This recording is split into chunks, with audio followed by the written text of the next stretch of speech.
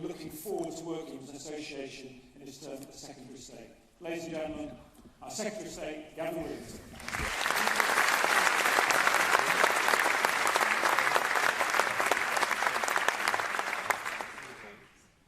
Thank you, Richard, for that kind introduction. It's a real great honour to be here, and I just wish that we could be meeting under better circumstances. The latest figures show that almost 600 cases of coronavirus have been diagnosed, and I know that you will be anxious about what the outbreak means for you, your schools, your colleges, but also your wider communities. As head teachers, you are having to be steadfast.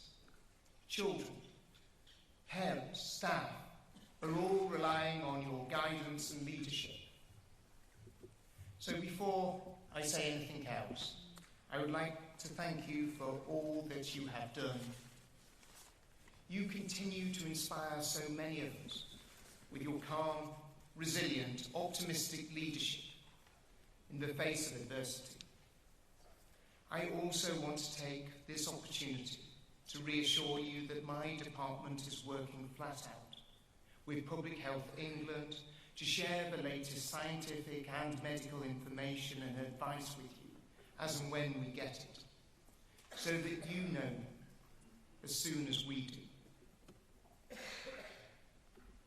Ever since COVID-19 started causing concerns in January, my department has been issuing regular guidance and updates on how you should respond to keep your schools functioning and everyone in them fit and well.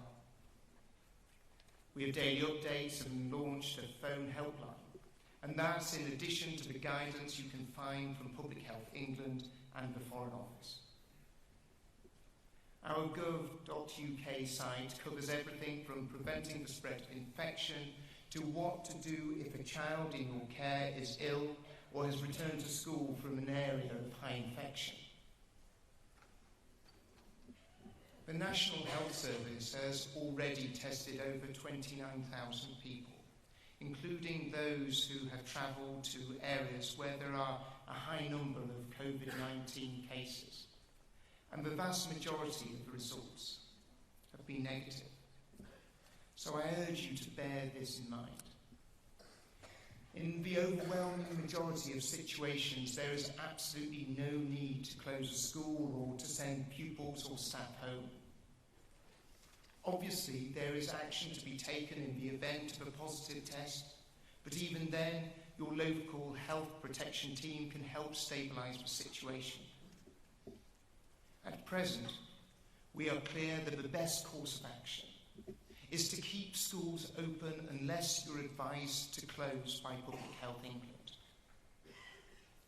The Chief Medical Officer has said the impact of closing schools on children's education will be substantial, but the benefit to the public health would not be. The government is particularly mindful of a strain on public services like the NHS that would be caused by key workers having to stay at home to look after their children as a result of school closures. We will constantly be reassessing this position based on what the Chief Medical Officer and the Government Chief Scientific Advisor tell us about whether the evidence would require us to close schools in the best interests of children and the best interests of teachers. Only in line with this clear advice will we take this next step. Beyond this, there are three things that are currently causing leaders more anxiety than anything else. So let me go through these one by one. First, teachers and parents are understandably worried about school trips. While there is currently no need to cancel any domestic trips or visits, we'd ask you to make thorough risk assessments and be clear about what you'll need to do if anyone develops the symptoms of the virus. Second, for those who are taking parties abroad, we are in a situation that is changing very rapidly. The government is advising all schools and colleges against overseas trips for under 18s. Finally, I know your pupils will be worried about what all this means for their upcoming exams. This is only to be expected, especially when so much hard work has gone into them. I see firsthand the enormous amount of work and effort that goes into the exams by children and their teachers. I want to reassure you that we're doing everything to make sure that this year's exams are fair for students and that their efforts will be fairly rewarded. My department is in regular discussions with Ofqual, ASCL, schools and other unions, and we will continue to work together on these issues. We will ensure students, parents and teachers are kept up to date. Until then, it is important that we keep our focus on delivering the best for every child in our schools and colleges, to ensure they're well prepared to succeed and well prepared to excel. Ladies and gentlemen, I could not do my job without knowing that at the helm of every school or college is an exceptional leader. So at the risk of repeating myself, I would like to thank you and all your staff again for the incredible leadership you have shown in some very trying circumstances. My department stands ready to continue working with you and the rest of the sector so that we can get through this together. Because the reason we are gathered here today is to discuss the business of giving our children a great start in life. My department has such a wide remit that it is all too easy to underestimate what a key role education plays in society. This government has been given a historic mandate to level up opportunity and transform the lives and prospects of a generation. I want you to be in no doubt how important you are to these plans. Education is one of the greatest levers of social change. Through education, we can build the kind of society we want to see.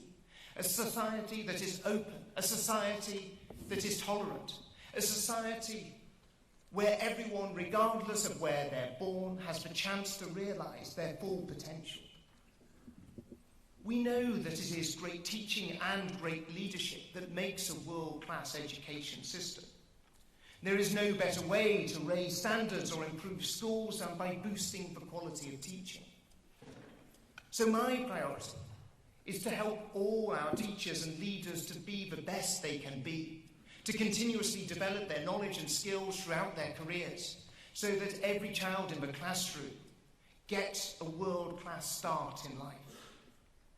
So I want to thank you for all that you and your colleagues have done over the past decade to make sure even more of these children, our children, succeed. But I don't expect you to do this all on your own. I recognise that government has a role to play, working with you to transform the support for teachers and leaders is at the centre of my vision for making ours a nation of opportunity. And today I'm going to spell out how we are going to do it. Before I do, I would like to talk about the issue of funding. I know many of you have had to manage budgets for some time, and this has meant difficult choices for you. When I was first appointed to this job, I recognised immediately that you were not getting the money that you needed for your schools. I know that we cannot push a revolution through on half measures, which is why when I fought for a new funding settlement, I didn't argue for a 1-year deal, I didn't argue for a 2-year deal, I argued for a 3-year deal, and that is what we got. I'm in no doubt that money spent on schools is an investment in every single one of our futures. This is why I have secured the largest cash boost in school funding for a decade, with £14.4 billion coming through over the next 3 years. We've also announced the increased funding of £400 million to 16 to 19 education. So this benefits schools, sixth forms and colleges for the coming year. All of this additional investment will lay the foundations for the revolution in support for our teachers and leaders that sits at the heart of my vision for schools. I'm determined to support you and your staff and give you the means to excel over the course of your careers.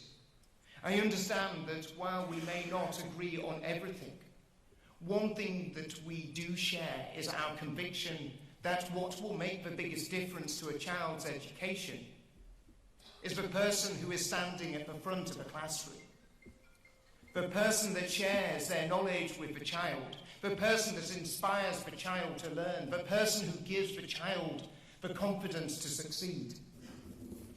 And this is particularly true for those children from the most disadvantaged backgrounds. That is why we're going to transform the support for school teachers and leaders, from initial teacher training right through to those who are leading our schools. I can promise three things. First, that every school teacher is going to get the training and support they need to thrive in this profession, whether they are just starting out or whether they have years of experience behind them. Second, that my department is going to work with you every step of the way, recognising the key to improving the quality of teaching is right here in this room and in your schools. Third, and most importantly, we will target additional investment at schools serving the most disadvantaged communities in this country. Over the coming months, we are together going to create the development opportunities and career pathways that will make teaching more than a match for other highly regarded professions. And all of this work will be underpinned by the best available evidence, independently assessed and endorsed by the Education Endowment Foundation. The teacher recruitment and retention strategy we launched last year established a base for these reforms, starting with the early career framework and the new core content framework for initial teacher training.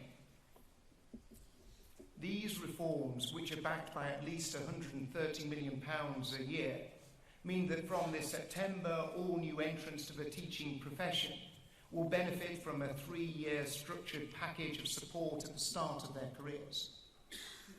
The early career framework will be tested early in Greater Manchester, Doncaster, Bradford and the North East this autumn, before a national rollout next year. By the time it is fully up and running, up to 50,000 early career teachers and their mentors will be receiving this additional training at any one time. That's over 100,000 teachers, almost a quarter of the entire teaching workforce, receiving world-class training and development every single year. We must, however, do more. That is why we're boosting starting salaries, which will rise to £30,000 for new entrants by 2022, and we're targeting interventions to help schools in disadvantaged areas retain their teachers through loan reimbursements and retention payments. And I can promise you, we will continue to build on this together, transforming the support and development available to teachers and leaders is a career-long enterprise, not something that you can do in 1 or 2 years, but something that we have to do over a generation. In particular, I'm aware that there is one cohort of teachers who are so often overlooked. Those experienced teachers who don't want to lead their own school, yet deliver excellent teaching year in, year out. These fantastic teachers need to know that their development and career progression matters just as much as anyone else's. That is why we are creating a new specialist national professional qualification in teacher development for teachers with responsibility for supporting the training and development of others, including early career teachers. And today I can announce that we will launch 2 further specialist qualifications. One will be to train and develop teachers who are subject leads or responsible for improving teaching practice in a subject or a phase. The other will be for those whose role includes ensuring schools are calm and orderly places by focusing on behaviour management and pupil well-being. But as every one of you will know, better than anyone, great school leadership is fundamental to making these reforms work. Great leaders set a clear vision and ethos for their schools, and they create the kind of environments where teachers are able to deliver great teaching. So we're also reviewing the full current suite of leadership NPQs to make sure they cover the specific knowledge and skills that school leaders need for the future. And we also know these qualifications can make the most difference for those leaders working in the most challenging schools and some of the most deprived areas. That is why we'll provide an additional investment, including £15 million in the next financial year, for those areas to access NPQs for free. We want teachers and leaders to know that if they want the best professional development opportunities, they can find them in Oldham, Knowsley and Teesside, not just in London. I'm glad to say that the group that helped set up the specialist qualifications will be advising us to ensure there's a continuity and a coherence. And I'm especially glad to say that we have managed to persuade Malcolm Trobe, who is chairing the Head Teachers Standards Review, with such distinction, to join us in this work. These measures will create a golden thread running from initial teacher training through to school leadership, rooting teacher and leader development in the best available evidence. And I know there's a world-leading development offer needs bringing to life by the very best practitioners in the profession. That is why we're creating world-leading infrastructure to match our reforms. At the heart of the new system will be the teaching school hubs. These will be dedicated centres of excellence for teacher training and development. They'll be led by some of the best schools and trusts and will be focused on delivering our new offer to all teachers. The concentrated focus for teaching school hubs on teacher training and development will see a return to the original vision behind teaching schools, recognising teacher and leader development as the most important form of school improvement. I'd like to move on to one of the main themes of the weekend, and that's creating a strong, diverse leadership. I've talked today about career pathways, and it's vital that we attract and retain brilliant, talented teachers from across all groups, all faiths, all races, all genders, and support them in their career journeys. Rachel has just mentioned the work ASCL is doing to make sure our schools and colleges embrace diversity in all its forms. And I warmly congratulate everyone involved in this and encourage them in their work. But this also brings me to another aspect of diversity. The way people live and work is changing so rapidly. Schools need to reflect this if they are to attract and retain great teachers. I'd like to thank Jeff at this point because he has been a cheerleader for flexible working for some time. We can't ease up on this. There are some amazing teachers who've been attracted into the teaching profession purely because they have found a school where they can work part-time.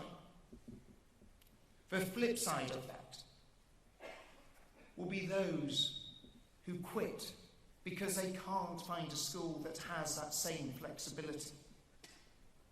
We will be publishing our updated flexible working guidance later in the spring, as well as launching a group of ambassador schools who will be able to share with others what has worked for them. I said earlier that I am going to stop at nothing to make our schools the best that they can possibly be. And supporting you throughout your careers is the surest way to achieve that. I believe that the measures and commitments I have set out today will take this profession to new heights. In particular, by next September, all teachers and leaders will have access to a clear, coherent framework for professional development, one that will support them at every stage of their careers. Every teacher will feel the benefit. Most importantly, those they teach will feel the benefit. By continuing to improve the wider conditions for you to do your jobs, I know that the teaching community will flourish and the profession will be the rewarding and fulfilling one you so richly deserve. I could not be more grateful for your leadership, and I'm so enormously proud to be your champion in government. And I so look forward to working with you over the coming years to deliver the change, the improvement, and the difference to so many children's lives. Thank you.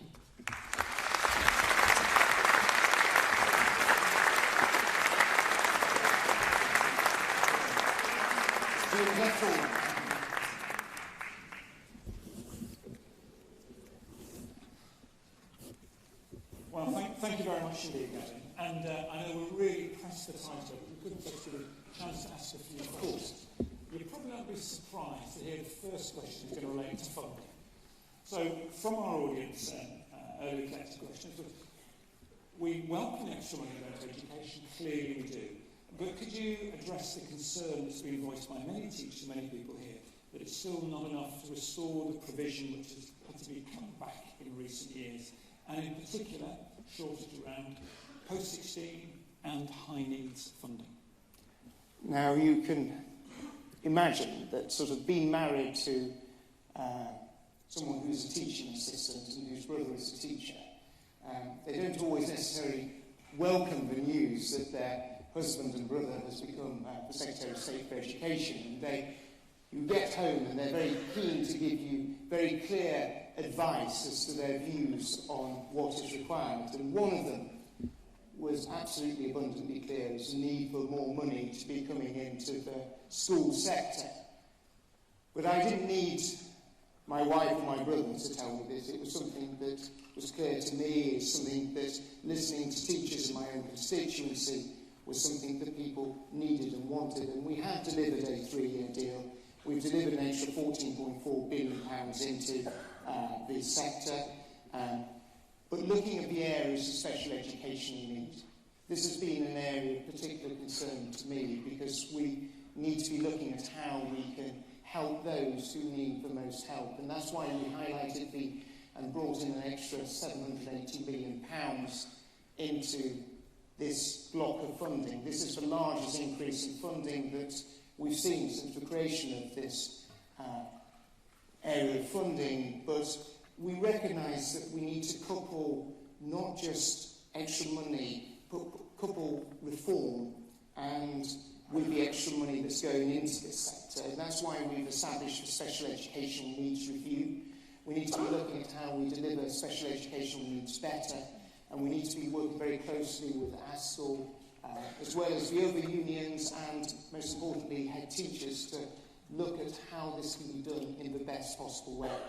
And in the post-16 environment, as someone who's been a governor at a college, you could see immediately the need to be increasing the base rate. You could see immediately the need to be getting extra funding into this sector. So we put an extra £400 million into there, an extra £100 million in terms of covering off pension provision.